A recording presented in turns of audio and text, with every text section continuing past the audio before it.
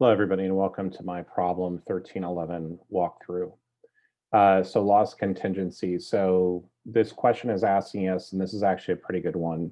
This is asking us to go through and prepare the journal entries that should be recorded as a result of each of the following situations above. So let's go ahead and take a look at the first one. So as a result of uninsured accidents during the year, personal injury suits for 350 and 60 have been filed against the company. It is the judgment of Polska's legal counsel that an unfavorable outcome is unlikely in the $60,000 case, but that an unfavorable verdict approximating $250,000 will probably result in the $350,000 case. So the first thing we're going to do, and this kind of goes back to book. The one situation we're going to be recording is it's probable, and we can reasonably estimate.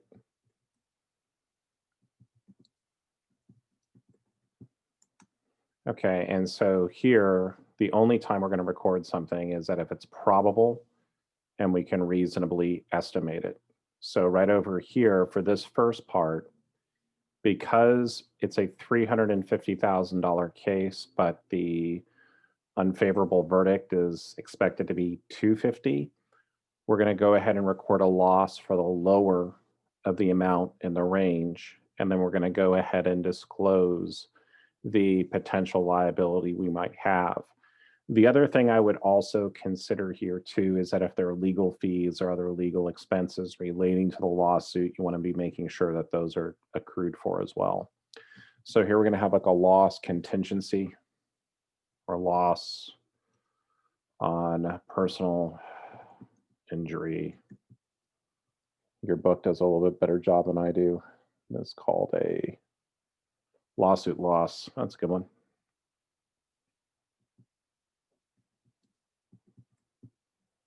And then lawsuit liability. And this is going to be recorded for $250,000.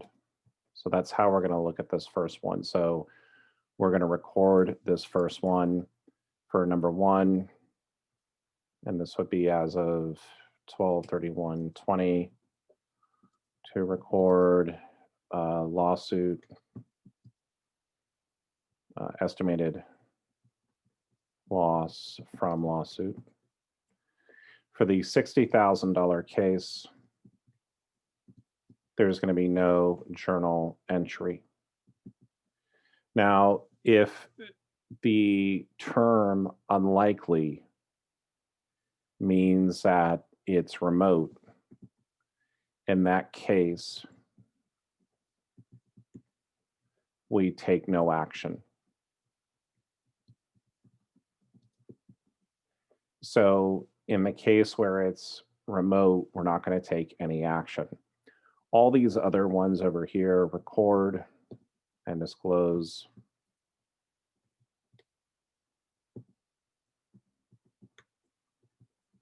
Okay. So that's the first one right here. Number two, Polska owns a subsidiary in a foreign country that has a book value of $5,725,000 and an estimated fair value of $9.5 million. The foreign government has communicated to Polska its intention to expropriate the assets and business of all foreign investors. On the basis of settlements other firms have received in the same country, Polska expects to receive 40% of the fair value of its properties as a final settlement. So over here, so this is the fair value. The expected receipt is going to be 40% of this amount, or 3.8 million. So the amount, because my book value is 5,725,000, and the my expected receipts are 3.8 million.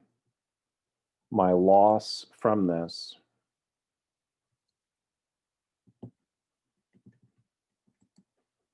We're expecting this to be about $1,925,000. So what we would do is basically call a loss on expropriation of assets, and then we're going to call this allowance for expropriation.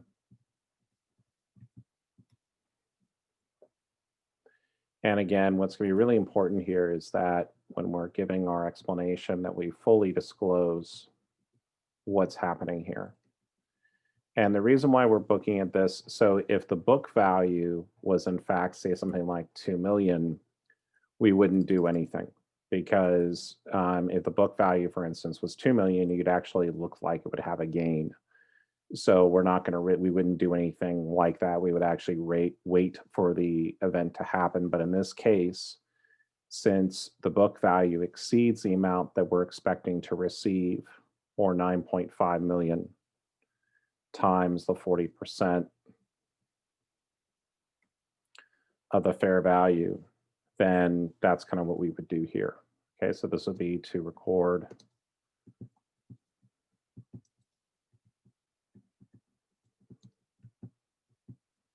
okay. This last one is interesting. Polska's chemical division, consisting of 5 plants, is uninsurable because of the special risk of injury to employees and losses due to fire and explosion. And the year 2020 was considered to be one of the safest in the division's history because no loss due to injury or casualty was suffered. Having suffered an average of 3 consecutive casualties a year during the past decade, management is certain that the next year they will probably not be so fortunate. We can't book anything. Okay, so there would be no item to be recorded because you can't essentially book something if you have a feeling about it. It's not the way we go through and do things. However, the disclosure in this is absolutely critical. And in terms of the disclosures, let's go over here to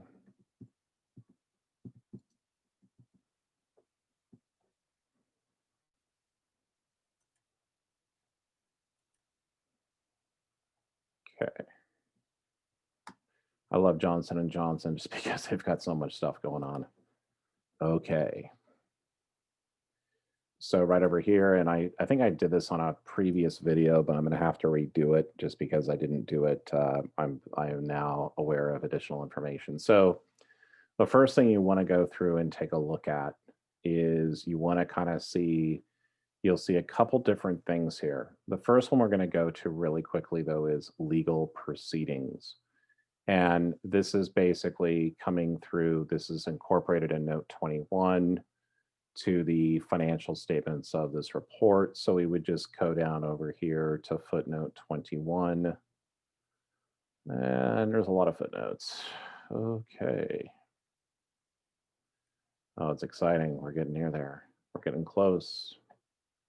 Legal proceedings. Okay, so this is the first thing is, so whenever you're recording something in the financials, whenever you're recording a lawsuit in the financial statements, you also want to be sure to be going through and also essentially recording or noting the fact that you're also you also want to be indicating what the lawsuit's about, but you have to be extremely careful when disclosing this, and you also want to be making sure that your securities attorney, meaning the one who's reviewing your financial statements before it goes out the door, has reviewed the disclosures. You want to be very, very careful. Okay, so that's the first part where you'd want to go through and do. And the second place where we're going to find a discussion of something like this, where you have like a real, is going to be here in what's known as the risk factors. And when we look at the risk factors, this is really where the company gets the opportunity to say, yeah, if the world, when the world starts burning, actually I can't remember, when the world starts going down, you make the best of what's still around. In the words of the Police, that's a rock band. Look it up. You see over here, this is just like all these different things. And you would probably, going back to this particular question, you would want to include this as a risk factor. And if you can't really put anything in litigation, but you would definitely include it as a risk factor for your business, because if you didn't disclose the fact that you couldn't insure a part of your business, and if that amount was material, you would come into some problems. So looking at this over here, so we're going to go ahead and what should be reported in the notes. So the 60,000 probably won't make it as long as the counsel said it's remote. And just as kind of just take another step back for a second.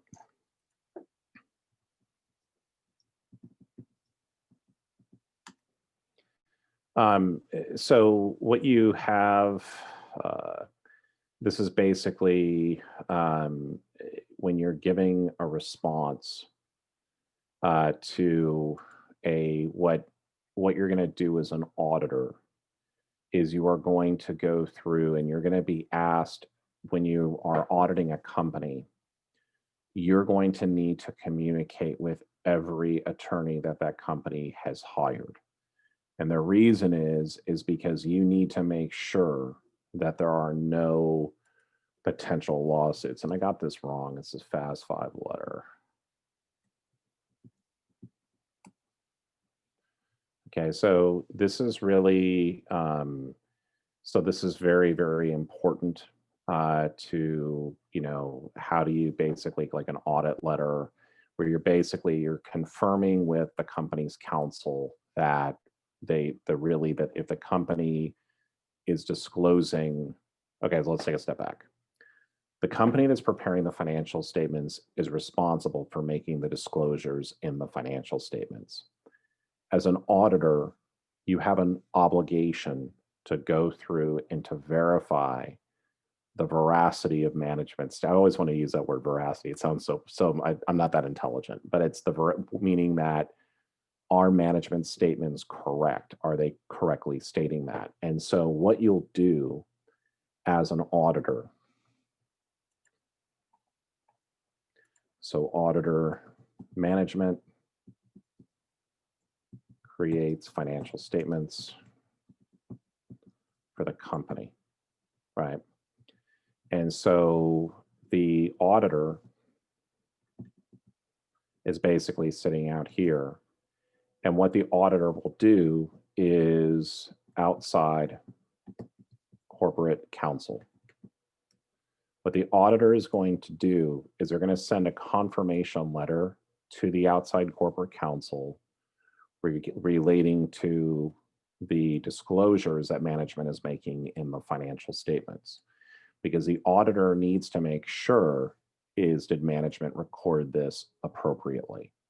So the attorneys are going to be the ones who are going to be telling us that right over here, the judgment of Polska's legal counsel, and hopefully that's an outside counsel, that's how we're going to go through and do this. So we're going to really check with like that outside counsel to make sure that what management is saying about the lawsuits is correct.